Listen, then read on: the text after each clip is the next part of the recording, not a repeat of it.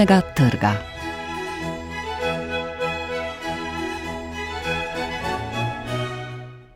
Dober dan, v današnji oddaji se bomo posvetili pesniški zbirki Mance Klun Nisaki, romanu Irene Svetek, Tam, kjer plešejo tulipani, in zbirki esejev Urše Zabukovec, Larutin, Dostojevski in transhumanizem. Recenzije so napisale Tonja Jelen, Ajda Klepej in Majda Travnik. Manca Klun je pred 5 leti izdala pesniški prvenec z naslovom Če ne morem biti jezik. Jezik pa je eden osrednjih pojmov tudi v njeni drugi zbirki s skrivnostnim naslovom Nisaki. Slika na naslovnici morda namiguje na japonsko okolje, v grščini pa Nisaki pomeni otoček. Zbirko je izdala mariborska založba Litera, ob njej razmišlja Tonja Jelen. Poezija v Nemčiji živeče pesnice Mance Klun v njeni drugi pesniški zbirki Nisaki izraža drobce, motive, ki jih avtorica srečuje, se z njimi sooča in jih premišljeno preliva v verze. To ni poezija pretresov, ampak nežno stapljanje pesniške subjektke v krhkost svetovja. Vsemu temu se pesnica trudi dajati ravnovesje in posebno lepoto. V ta svet se počasi vseljuje in prav sobivanje s spomini je eno izmed najbolj zanimivih načinov stapljanja subjektke v novo okolje. Pesnica, na primer, ne analizira selitve, ki ta pomeni nenehno prehajanje in nadomeščanje z novimi predmeti, novimi motivi in simboli na točno določeno mesto. Vse pa je v iskanju zatočišča, kar naj bi izraz Nisaki tudi pomenil. To nakazuje široko razumevanje in odpiranje možnosti, kaj vse lahko naselitve pomenijo. Lahko pomeni tudi iskanje jezika, povezano s spreminjanjem subjektke. Že prva pesem, Levitev, kaže na spreminjanje, ki je v bistvu prenavljanje. To pa pomeni nenehno iskanje in vraščanje v jezik, ki je nato osrednje gonilo in težišče pesniške zbirke. Osredotočenost na iskanje, definiranje, sestavljanje in hkrati razstavljanje jezika je prisotna v vsej zbirki. Jezik pomeni besede, črke in glasove, ki morajo biti skrbno odbrani. To ni samo mentalno delo, je tudi fizično. Urediti zaporedje glasov, ki se zatikajo med prsti, s plodno prstjo, polno drobnega migetanja, prinašati rast. Začetni verzi ene najbolj uspelih pesmi zaporedje glasov se stopnjujejo vse do žetve, pri čemer se pesnica metaforično zaveže k resnemu delu.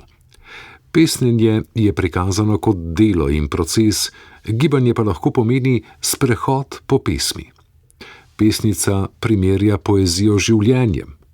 Vse je pesem, najti jo je povsod. Ali nasprotno, življenje je lahko poezija. Stapljanje poezije in subjektke je pričarano s prav posebnim občutkom in prepričljivostjo. Pomembno je občutje, ki ga avtorica uspešno vpleta, pri tem pa se avtorica osredotoča tudi na skupnost in na to, kako pomembno je biti ves čas v ravnovesju. To se kaže v različnih situacijah, ki kažejo na pomembnost zapolnitve in skupnega bivanja. Pesmi s tem postanejo še bolj žive in življenjske. Zvonjenje iz cerkve zapolni praznine v mestu. Začasno sta praznina in polnost eno. Pesmi so različnih dolžin in so pisane v prostem verzu. Odtehtane besede kažejo na natančnost in premišljeno nizanje v verze. Daljše pesmi so bolj kompleksne in izkoristijo širino misli. Pri krajših pesmih so krajši tudi razmisleki, a so dobro izpeljani. V primerjavi s prvencem Če ne morem biti jezik, je zbirka Nisaki bolj precizna, čeprav je tudi prvenec prinašal veliko uspele poezije. Čeprav je pesnica Manca Klun skromna in skoraj nevidno prisotna med opazovanjem in pisanjem, zbirka Nisaki sije s prav posebnim žarom in mehkobo. Tudi v najbolj krhkih naselitvah v prostorih pesmi in misli je mogoče najti upanje in prav zaradi prebrane poezije verjeti vanj. Pesnica odmerja trenutke in jih utke v pesem. Kot pravi, si jih preprosto vzame. Skratka, to je poezija, ki jo je treba brati pozorno in ponižno, in pokaže se, kako so lahko majhne stvari velike in pomembne za vsak trenutek. Ta pa je minljiv.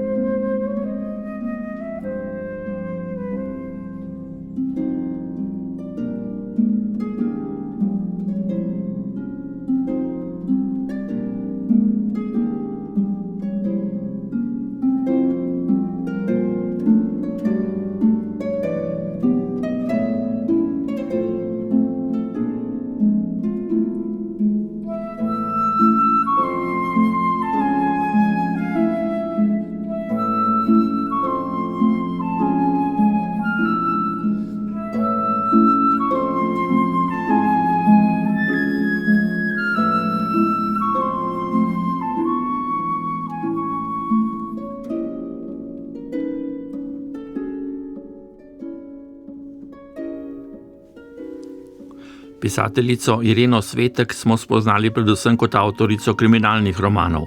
Z romanom Tam, kjer plešejo tulipani, pa sega na drugo področje in preko 3 osebnih usod, babičine, hčerine in vnukinine, opisuje življenje žensk v 20. stoletju. Roman je izdala založba Beletrina, ocenjuje ga Ajda Klepej. Novi roman Tam, kjer plešejo tulipani Irene Svetek bi lahko z manjšo zadržanostjo imenovali zgodovinski roman. Pred nami razgrinja tragično zgodbo rodbine Romančik, ki sodeč po ustavljenem družinskem drevesu in ujemanju v letih, avtorica tudi sama pripada. Zgodba njene družine se osredinja okrog 3 generacij žensk, razteza se skozi obdobje 2 stoletij, vmes pa se zamenjajo kar 4 državni sistemi in režimi. Skozi usode 3 žensk je predstavljena vsa krutost človekovega značaja, ki mu svetovne vojne in totalitarni režimi omogočajo še več priložnosti za izražanje samovolje skozi nasilje. Roman je predvsem ubeseditev hudih duševnih, vojnih in povojnih, zlasti po krivici doživetih travm in tega, kako se te prenašajo iz generacije v generacijo. Pestrost romana vzdržuje že prostor dogajanja. Srbsko mesto Vršac. V začetku 20. stoletja je bilo mesto stičišče različnih narodnosti, kultur in jezikov in ravno zaradi svoje heterogenosti je v vojnem in povojnem obdobju doživljalo veliko sprememb. Življenja nemško, madžarsko, srbsko, romunsko in hebrejsko govorečih prebivalcev so tekla, kot je v nekem trenutku narekovala zgodovina. Marija, Katka in Ana, babica, hči in vnukinja, so v romanu žrtve nepravega zgodovinskega trenutka. So prave grške tragične junakinje, v veliki meri brez krivde krive. Nesrečni dogodek, ki je tedaj še pomembno in vplivno družino Romančik zaznamoval za več rodov naprej, sega v leto 1912. Jozef Garaj se je že v prvem srečanju z Mihalom Romančikom, lastnikom bogatih vinogradov in razkošne meščanske vile, odločil, da se bo polastil njegovega bogastva prek poroke z njegovo hčerjo Katko. Sicer pa so v zgodbi poudarjene ženske in njihovi odnosi z moškimi in ne nasprotno. Poleg zgodovinskih okoliščin, ki zaznamujejo slehernika, so Marija, Katka in Ana zaznamovane tudi svojim spolom. Njihove odločitve temeljijo izključno na razmerah, ki so določale življenje žensk na začetku 20. stoletja. Predvsem so se morale izkazati v vlogi matere in žene ter ohranjati dostojanstvo in ugled družine. Katka je zato morala sprejeti Garajevo snubitev, saj je nepričakovano in še neporočena zanosila z vaškim slikarjem. Nemoč žensk tistega časa zoper omejitve svojega spola, ki so ga vplivni moški videli kot objekt poželenja in sredstvo za doseganje svojih ciljev, pa najbolj pooseblja Ana. Komaj 15-letna se je morala poročiti s Herclom Kleinom, ki se je za to poroko odločil že pri njenih 11 letih. Bila je žrtev posilstva zagrizenega nacista Hansa Šulerja in poslana v delavsko taborišče, ker je zavrnila dvorjenje komisarja Jasenka Labudoviča. Avtorica je po mojem mnenju najbolje ubesedila prav njeno zgodbo. Anina osebna zgodba in zgodovinsko dogajanje sta usklajeni. Irena Svetek ubeseduje Anine občutke med begom pred nacisti in njeno preživetje koncentracijskega in delavskega taborišča. Na tem mestu beremo skope opise zunanje okolice in bogate pejsaže Aninih notranjih razmišljanj. Pisala je o oblekah, ki niso bile njene, ampak razcapane krpe, ki jih je dobila potem, ko so jih slekli s teles mrtvih žensk. Pisala je o hrani, ki jo je pojedla, čeprav so bile tole skorje kruha ali redka, plesniva juha z okusom po zemlji in soli. Roman Tam, kjer plešajo tulipani, je napisan v izjemno baročnem in na trenutke že preobloženem slogu. Vsevedni pripovedovalec se osredotoča na vsak zvok, lego sonca, lune in zvezd, postavitev pohištva in zunanjo okolico, zanemarja pa notranje življenje zgodovinskih oseb, ki je tukaj bistveno, povedi kot je. Razmišljal je o odgovornosti, ki ga čaka, o umetnosti in o lastnem življenju, ki sta se tako nepričakovano prepletala. Preprosto ne zadovoljijo. Avtorica sicer v roman umešča pasuse, ki jih liki izrečejo prvoosebno skozi pisma in dialoge, vendar bi jih bilo zaradi boljšega pogleda v njihove notranje stiske lahko več. Vse do zadnjega dela romana, kjer avtorica ubeseduje Anino zgodbo in stisko, se zdi, kot da je izpričana zgodovinska kulisa zgolj to, kulisa. Faktografsko obnavljanje zgodovinskega poteka na začetku vsakega poglavja se je v romanu razvilo v predvidljiv vzorec. Liki zaradi teh opisov niso nič bolje umeščeni v zgodovinsko dogajanje, nasprotno, zdi se, kot da bi se v osebni zgodbi Marije in Katke lahko dogajali kadarkoli, kot da nista pogojeni s svojim časom. Med zgodovinskim dogajanjem in osebnimi zgodbami zeva pregloboka diskrepanca, predvsem zaradi zgodovinskih uvodov, ki spominjajo na izseke iz učbenika za zgodovino. Kljub obsežnim in številnim zgodovinskim odlomkom, pa ravno zato, ker je razmerje med zgodovinskim in osebnim preveč neuravnoteženo, ne začutimo avtentičnega zeitgeista. Treba je poudariti, da je avtoričin slog brez dvoma utemeljen, čudovite povedi dobro pričarajo zgodovinski trenutek. Težke žametne zavese so dušile svetlobo, ki je pronicala skozi medeninaste lestence in pozlačene oljenke na stenah. V zraku je lebdel gost cigaretni dim, za mizami so sedeli gostje v svilenih telovnikih z manšetnimi sponkami na rokavih. Nekoliko bolj kritična do strukture romana si dovolim biti predvsem zato, ker je roman vreden poglobljenega branja in kritičnega premisleka, slog pisanja pa je dovolj izčiščen, da ga tovrstni premislek ne bo ogrožal. Roman Tam, kjer plešajo tulipani, ponuja poglobljeno branje v tragični družinski zgodbi in samem tragičnem 20. stoletju. Avtorica Irena Svetek je s poustvarjanjem Anine zgodbe dokazala, da zna v pripoved o globokih osebnih stiskah vtkati tudi zunanje okoliščine, ki jih povzročajo z nekoliko prilagojeno pripovedno tehniko in prestrukturiranjem romana, pa bi nam krivdo, travmo, strah, krivico, nezadoščenost in bolečino še bolj približala. Čeprav si je to težko predstavljati, saj roman bralca že zdaj pretrese in ga navda z grozo.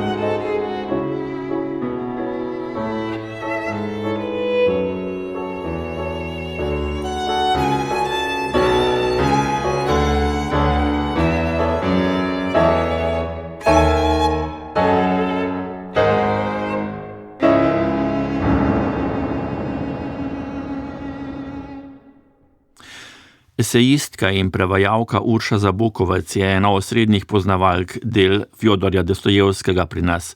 V njegovih romanih odkriva aktualnost tudi za današnji, čeprav precej drugačen čas.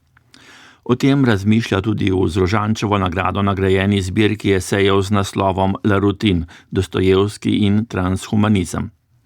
V knjižni zbirki Novi pristopi jo je izdalo Literarno-umetniško društvo Literatura, vanjo se je poglobila Majda Travnik. Zbirka esejev Urše Zabukovec z žanru ustrezno zagonetnim in vznemirljivim naslovom La Routine, Dostojevski in transhumanizem tvori izvorno sintezo dveh avtoričinih temeljnih področji zanimanja in delovanja. Umetniško-filozofsko-duhovnega opusa Fjodorja Dostojevskega in njenega intelektualno angažiranega odslikavanja aktualnega družbenega dogajanja. Avtorica je trenutno ena največjih poznavalk in hkrati s prevajanjem tudi razlagalk Dostojevskega na Slovenskem. Z njim se je ukvarjala že v doktorski disertaciji z naslovom Neverbalni Dostojevski, v kateri je obravnavala enega redkih, nekoliko manj raziskanih vidikov Dostojevskega, kako neverbalna komunikacija pri njegovih junakih odseva njihovo duhovno stanje. Prevedla je tudi Zimske zapiske o poletnih vtisih, o pisateljevem 3-mesečnem potovanju po Evropi leta 1862, soprevedla izjemno pomembni dnevnik pisatelja, v pripravi pa je tudi njen izbor in prevod pisem Dostojevskega. Po drugi strani Urša Zabukovec že od leta 2016 piše iskrive aktualne prispevke za različne medije. Kolumne, napisane za časopis Delo, so leta 2021 izšle v knjigi Levo oko, desno oko In že tam je opaziti, da se avtorica o poanti, ki jo vsakokrat razvija, večkrat seže v rusko kulturno ali socialno-politično zgodovino, največkrat pa se sklicuje ravno na Dostojevskega, njegove romane, dnevnik, pisma. Tako počasi nastaja vtis, da je Dostojevski že vso študijsko in poklicno pot avtoričin tihi, stalni sogovornik, celo svetilnik. Če se je torej Dostojevski že v kolumnah večkrat pojavil ob boku z najsodobnejšimi problematikami, naprimer liberalizmom, aktivizmom, tehnokracijo in podobnim, ne preseneča, da se je Urša Zabukovec nanj kot na neštetokrat preizkušeno duhovno in moralno avtoriteto naslonila tudi ob svojem širokopoteznem polemično angažiranem soočanju z nekaterimi najbolj perečimi problematikami, gnosticizmom, transhumanizmom in posthumanizmom, in te so tudi osrednja tematska središča pričujočih esejev. O Dostojevskem je v eni od kolumn zapisala: Dostojevski je s svojimi romani vplival in še vpliva na pisatelje, teologe, antropologe, filozofe, religiologe in nenazadnje na čisto običajne bralce. Mnogim je s svojimi romani pokazal pot, jim povrnil smisel življenja, jih odvrnil od samouničevanja. V uvodnih esejih avtorica pojasnjuje zgodovinsko ozadje pojmov posthumanizem in transhumanizem. Socialno-filozofski koncept transhumanizma je nastal na pogorišču najprej krščanstva in nato še humanizma, kot se je porajal v dobi renesanse, reformacije in razsvetljenstva.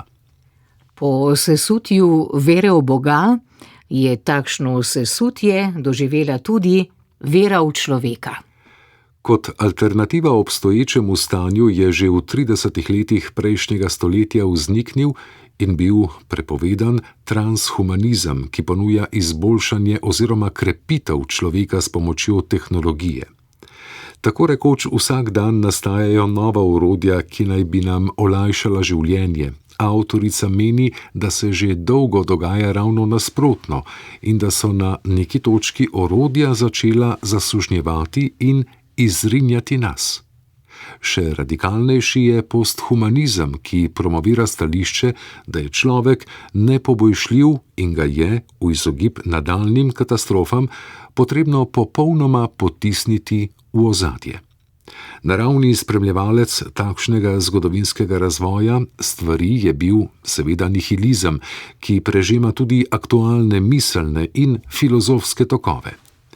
Zanimivo je, da je Dostojevski za pojem nihilizem v romanu Mladenič izumil še bolj zaostreno poimenovanje – oksidacija.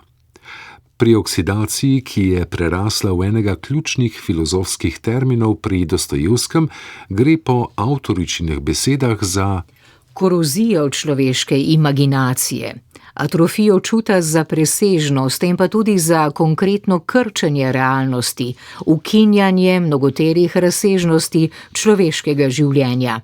Ni posmrtnega življenja.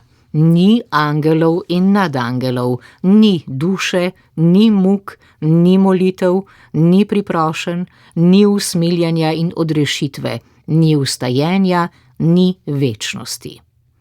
Tuzemsko bivanje je nekakšno agambenovsko golo življenje, zaprto samo vase in obsedeno z idejo o nenehnem samoservisiranju in raztezanju v imanentno slabo neskončnost. Takšne težnje, ki popolnoma ukinjajo krščansko metafizično vizijo in eshatologijo, se nenavadno točno ujemajo s starodavnim filozofskim sistemom, ki je stoletja vztrajal ob boku s krščanstvom, do danes pa prerasel v prevladujoči svetovni nazor – z gnosticizmom. Za gnosticizem je značilno močno nezadovoljstvo s svetom, prepričanje, da je svet slab zato, ker je slabo organiziran, da je odrešitev od zla v svetu mogoča, da jo je mogoče doseči v zgodovinskem procesu in da bo sad človekovega delovanja, glavna metoda, oziroma tehnika odrešenja pa bo spoznanje dosegljivo izbrancem. Prav razkritje gnosticizma kot prevladujoče aktualne svetovnonazorske matrice je eno od poglavitnih spoznanj, ki jih razgrinjajo eseji v knjigi La Routine, Dostojevski in transhumanizem in ki s tem preraščajo v relevanten filozofski prispevek k debati o sodobnih temeljnih civilizacijskih premikih. Kajti v krščanstvu so duh, materija in človek nekaj nesporno dobrega. Za vsak dan posebej, ko je Bog ustvaril nekaj novega, je v Genezi zapisano: In glej, videl je, da je dobro. Krščanstvo, ki ga v knjigi zastopa Dostojevski svojim filozofsko-religioznim repozitorijem, je prav tako nagnjeno k izboljševanju sveta, tako rekoč, vsi junaki Dostojevskega so nepobojšljivi izboljševalci sveta, vendar je pri Dostojevskem vselej neizpodbitno, da še tako kompleksen, protisloven, razkolnikovski junak, ki ga v njegovem projektu v temelju žene krščanska premisa, ne more nikoli pristati na totalen izbris človeka kot subjekta, kot transcendentne, bogočloveške kategorije in radikalne singularnosti, kot ga v svojem bistvu predvidevata transhumanizem in posthumanizem. Težnja po izboljševanju sveta je hkrati impuls, ob katerem je pri Dostojevskem vzniknil ambivalentni naslovni pojem La Routine. Rutina je pojem, ki ga Dostojevski uporabi v osnutkih za roman Zločin in kazen in pomeni hkrati nekaj dobrega in slabega. Rutina je slaba, kadar pomeni nemo inertnost, ki bi jo morali kot svobodna in ustvarjalna bitja preobražati.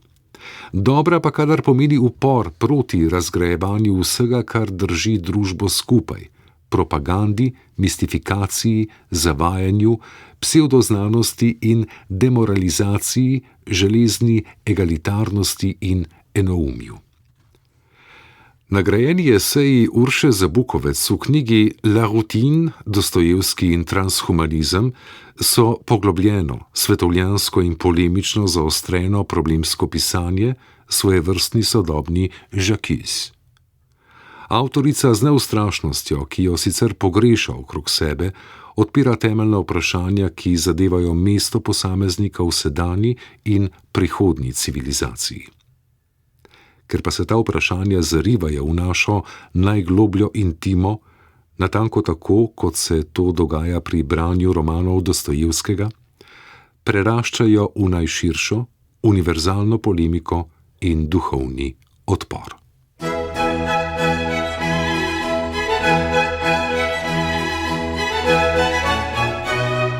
Poslušali ste oddajo s Knjižnega trga.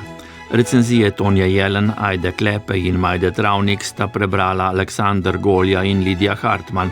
Glasbo je izbrala Alma Kuželj, oddajo je posnel Vladimir Jovanović, uredil sem jo Vlado Motnikar.